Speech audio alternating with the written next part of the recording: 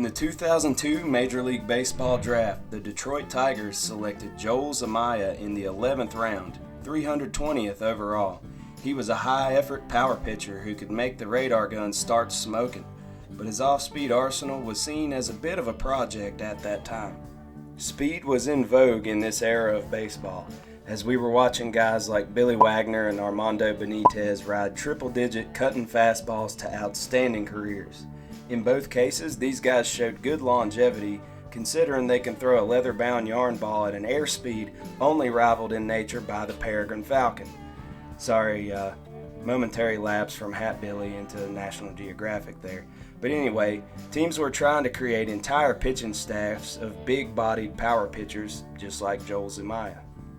Joel's first minor league campaign in 2003 went through the Lakeland Tigers and the West Michigan Whitecaps in Low A. 2004 saw Joel rise farther up the ranks with a promotion to the Erie Seawolves, setting him up for a statistically dominant 2005 season. There he had 119 strikeouts in 151 innings pitched. That's a K per 9 just under 12. Hits per 9 was half that at 6. Easy math, he was a good pitcher. Joel Zumaya got the call up to Detroit in 2006. This was also Justin Verlander's rookie year. He headlined a pitching staff that was nothing short of electric. The team finished the regular season at a 95-67 mark, clinching the wild card spot and propelling them to their first postseason in 19 years. The Tigers bested the Yankees in the AL Divisional Series. Game 2 saw Joel Zumaya blow right through the heart of the Yankees lineup. Derek Jeter, Alex Rodriguez, Gary Sheffield, and Jason Giambi, with Giambi's fate being sealed by a 103-mile-per-hour fastball. And this may have been Zumaya's, 10th fastest pitch that season. Yeah, he topped out at 104.8 earlier in the season. Super Mario fireballs. On to the AL Championship Series, the Tigers faced the AL West winning Oakland A's, who had just moneyballed the Twins.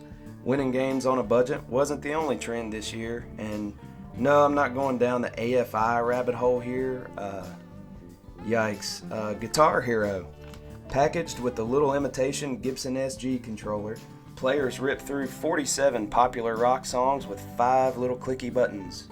I was in my first year of high school when the game came out, and I didn't even own it. I didn't have to. Literally all of my friends had this game. It was a phenomenon. I remember getting trolled because I played the real guitar and I didn't know certain Guitar Hero songs. It was a weird time. Thank God Ace of Spades is like the easiest song in existence, and they kind of got off my case. I digress. Joel Zumaya was a huge fan of the game, and I guess the temptation of mastering Stevie Ray Vaughan's Texas Flood got the better of him one night. He missed 3 games in a 4-game sweep of the A's. It's kind of funny that the wrist responsible for the most molten heaters of our time wasn't invincible when you put it up against the right video game. In the Xbox 360 release of Guitar Hero, Joel Zumaya was mentioned in the credits. This read, "No pitchers were harmed in the making of this game, except for one, Joel Zumaya. He had it coming." It's speculated that the Guitar Hero injury was actually a cover-up for some other injury shenanigans in the Tigers clubhouse, but neither Joel nor Tigers staff have ever commented on this any further. Joel Zumaya appeared in the 2006 World Series, but he just wasn't himself. He got tagged with a relief L in an uncharacteristic outing where he just struggled to find his command. The Tigers fell to the Cardinals 4-1. David Eckstein got series MVP. At the box office, John Craner had brain surgery in Saw 3, and Joel Zumaya attended the GameStop midnight release of Guitar Hero 2. Wait.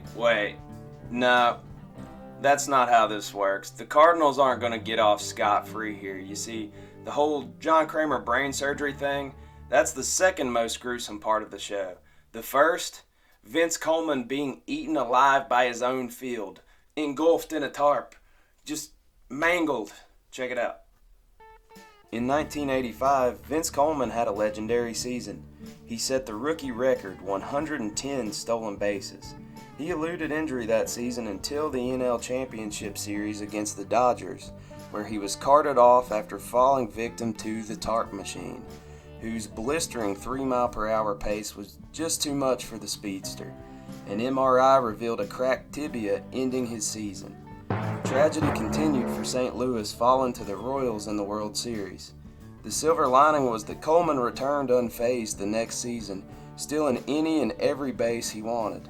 In the '88 season, he stole an absurd 50 consecutive bases without being thrown out, a streak that still stands today. In May of 2019, Yoenis Cespedes was having a routine day on his ranch. On this ranch, he traps for wild boars to, avoid dangerous encounters with boars. Wouldn't want someone to, break their ankle by stepping in a hole while running from a pissed off pig. But upon removing one of them from a trap, Cespedes broke his ankle by stepping in a hole while running from a pissed off pig.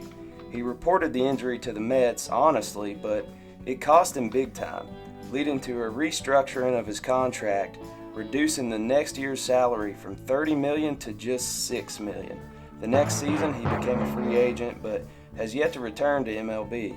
Rumor has it he's starting up one hell of a barbecue joint, so don't sleep on that. Marty Cordova joined the Orioles in 2002 after stints with the Twins, Blue Jays, and Indians. He was well on his way to resurrecting his career in Baltimore, hitting .253 with 18 home runs and 64 RBIs when he reportedly fell asleep in a tanning bed, severely burning his face. The Orioles had no choice but to bench him during a week's worth of day games, and at best they snuck him into the DH spot, but man, if you aren't tan enough playing baseball for a living, I don't think it's in the cards. Guess it's a lifestyle though, just like playing Guitar Hero or trapping hogs.